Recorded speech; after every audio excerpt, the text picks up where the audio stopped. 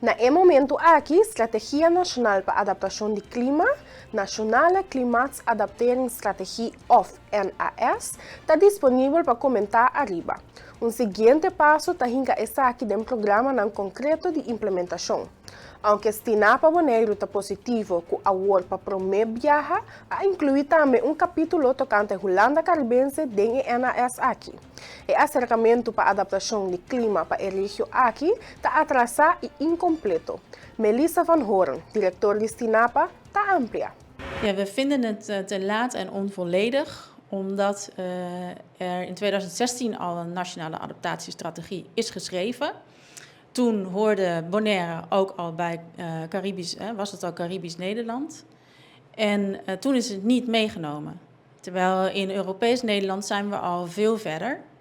Dus je ziet dat er een heel groot verschil zit in hoe ver men is in het proces in vergelijking met Europees Nederland. Terwijl het eigenlijk 10 jaar geleden ook al meegenomen had kunnen worden. En dan waren we nu op Bonaire ook een stuk verder geweest.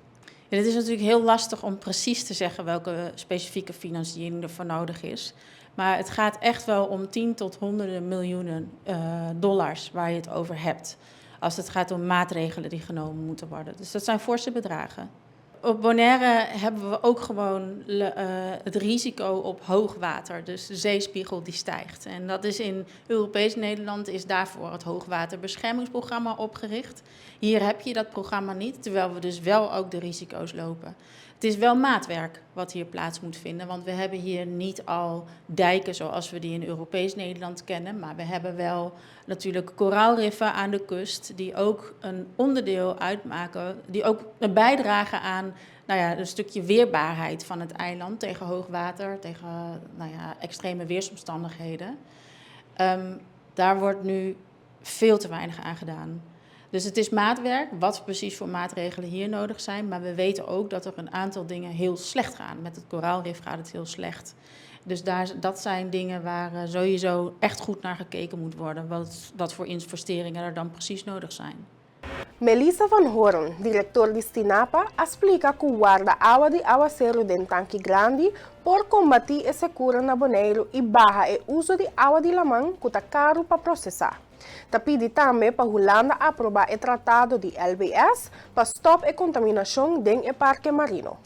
Wat heel behulpzaam is dat je regenwater op grotere schaal opslaat.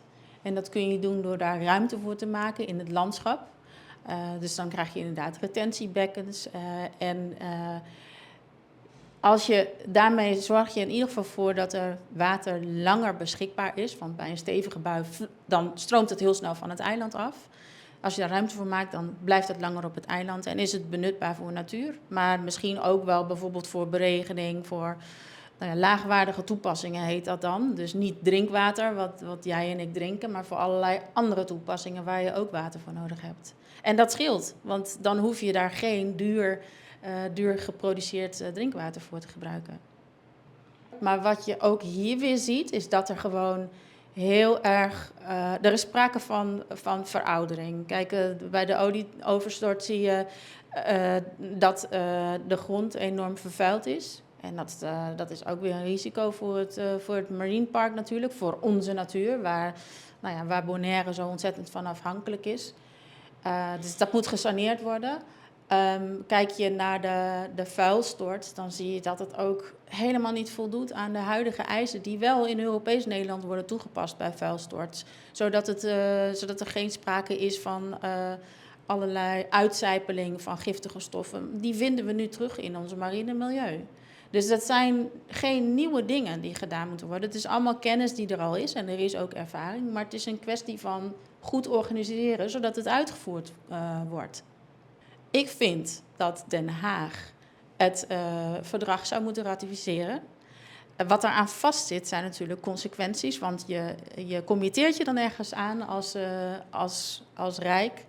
En dan moet je dus bepaalde maatregelen gaan nemen. Maar het is hier op Bonaire zo duidelijk dat alle vervuiling die een enorme bedreiging vormen voor de natuurwaarde, dat die van het eiland afkomen. Dus de maatregelen waar we het net over hebben gehad, die moeten dan uitgevoerd worden. Dus op het moment dat het Rijk zegt, ja, wij ratificeren dat Land-Based Pollution Verdrag, dan moeten ze ook aan de slag. En dat is nou precies wat er hier moet gebeuren.